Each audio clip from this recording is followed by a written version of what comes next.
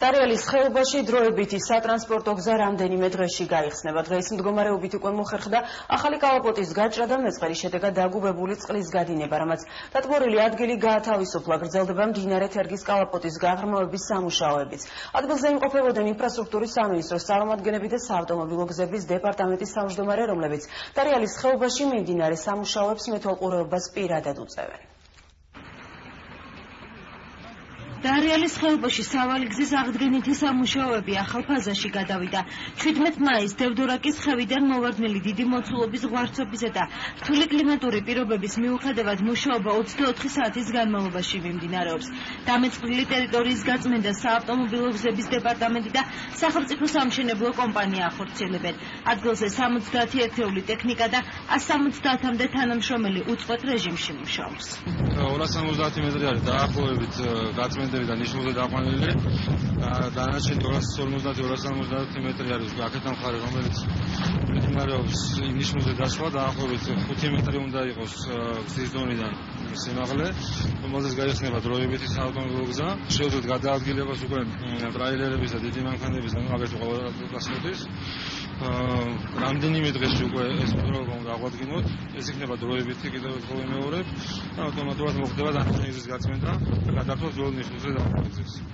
სამუშაოები მიმდინარეობს საძიებო, ყველა ექსკავატორზე ზის სამაშველო წარმომადგენელი.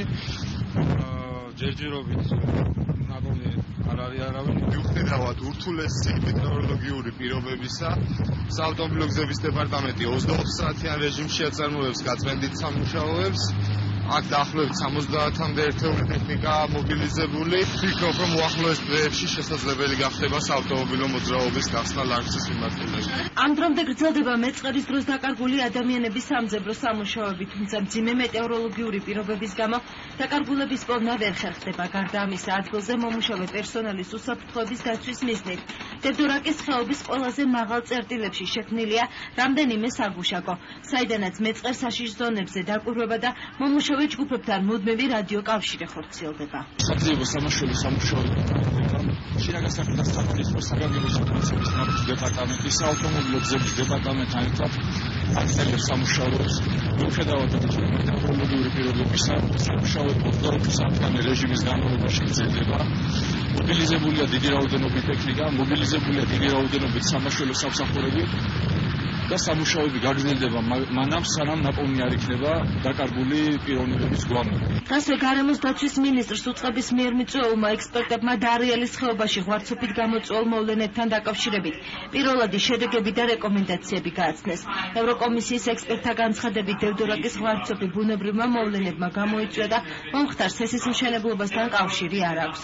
რეკომენდაციები კი გულისხმობს ხეობაში ადრეული შეტყობინებების ავტომატური სისტემის დანერგვას, რომელიც მსგავსი შემთხვევებისგან როგორც მოსახლეობას, ისე ადგილზე არსებულ ინფრასტრუქტურას დაიცავს. საერთაშორისო ექსპერტების მიერ დადებული პირველადი რეკომენდაციები ამყარებს ჩვენი გეოლოგების და ექსპერტების მიერ დადებულ პირველად შეფასებებს. გარემოს დაცვის სამინისტროსა და სხვა სამინისტროების წარმომადგენლებთან ერთად ვიმყოფებოდით შემთხვევის ადგილზე და წარმოვადგინეთ მოკლევადიანი სამუშაოები და გრძელვადიანი რეკომენდაციები. მოკლევადიანი რეკომენდაცია მოიცავს ადრეული შეტყობინების ავტომატური სისტემის დანერგვას, რომელიც დაიცავს ასეთ შემთხვევებისაგან, როგორც მოსახლეობას, ისე ზოგ შემთხვევაში კერძო ქონებასაც.